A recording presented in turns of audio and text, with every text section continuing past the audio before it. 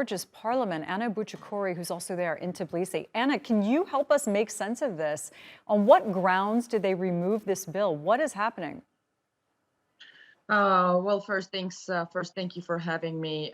This is Anna from Tbilisi, Georgia. Well, a lot has been going on recently in Tbilisi, but one thing that you should understand is that 85% Georgians are pro-UN. Each and every poll, including the recent polls from NDI and IRI, also state that yes, 85% of Georgians are pro-European, especially the younger generation.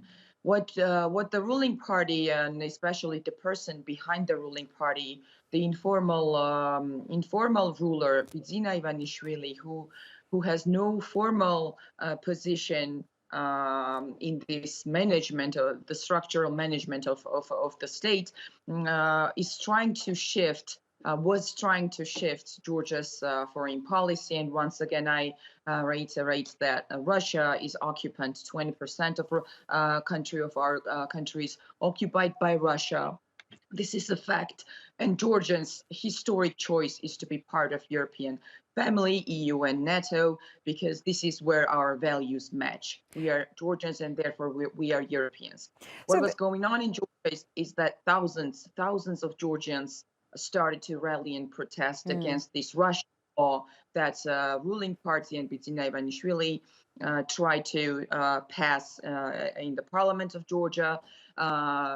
Even yesterday there was some clash, but today Georgian Dream stated that they are going to drop the bill.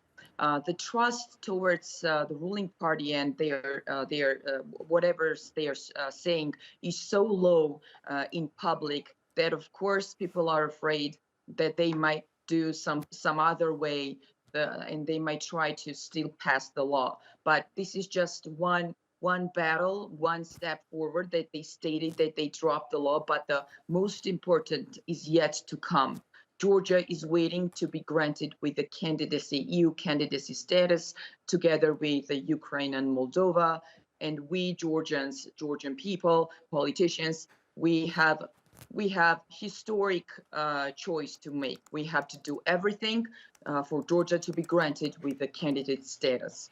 okay, so Anna, if you have, as you said, 85% of Georgians being pro-European, how do you then end up with a ruling party like Dream that will try things like this, among other moves, and then you have the president saying she's going to veto this and that other? Like, how does this come to this point? This is a very interesting question, and it's really hard to understand from the other perspective. But one thing that you should know is that back in 2020, when the parliamentary election happened, this person who's now informal ruler, Bidzina Ivanishvili, had official position, and he was the chair of the ruling party.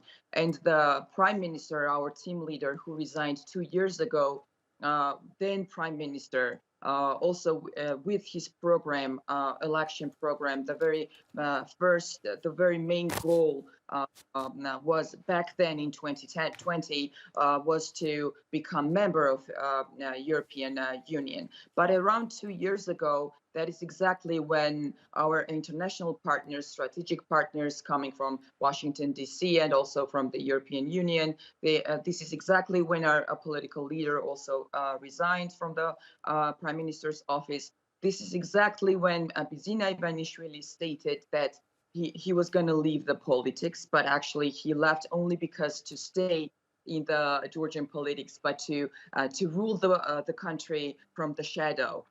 And you understand that this type of management is something that is absolutely incompatible with European and Western values.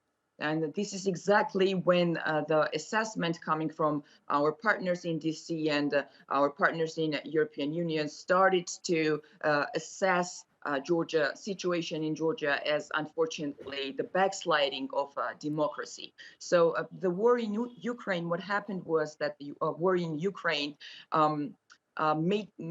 really shifted things in Georgia and made Georgia's ruling party to actually say out loud what they're going to do and which historic way they're going to choose. But the thing one thing that you also and all our partners understand, and you all need to understand, is that 85% of Georgians, once again, I repeat myself, are Mm, pro-European, and all we have to do now is for Georgia not to stay isolated from our partners, because being isolated from our partners means that we will stay alone with Russia, and you all understand what it means. Once again, Georgia's 20%,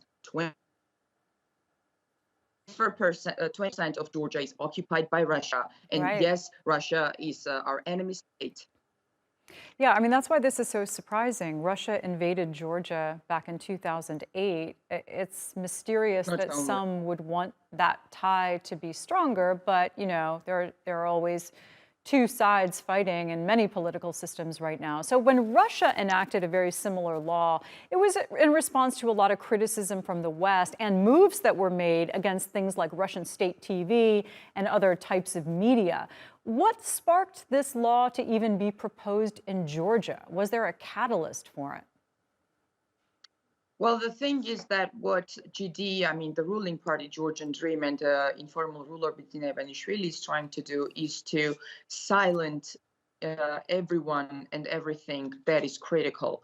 And it is important for them for the next parliamentary elections, which is happening in 2024. In 2024, what they're aiming is to do everything they can to maintain power. And for maintaining power, Bidzina Ivanishvili is also ready to risk and shift, let's put it this way, to shift Georgia's foreign policy. But I believe that it will be impossible. You will see the footage of young Georgians, and not only young, but young Gen Z and millennials who are standing and protesting. And what they're stating, what these generations are stating, is that we are Georgians, therefore we are Europeans. So yes, Bidzina Ivanishvili is trying to maintain power by any means he can, but I am sure that this will be simply impossible. And once again, maybe we made a Georgian Dream Party drop the bill, but that doesn't mean that the battle is over. As I said, the most important is yet to come. We have to be granted. Georgia has to be granted by the European Union's candidacy status. All right, Anna Buchukuri, pleasure to talk to you. Thanks so much.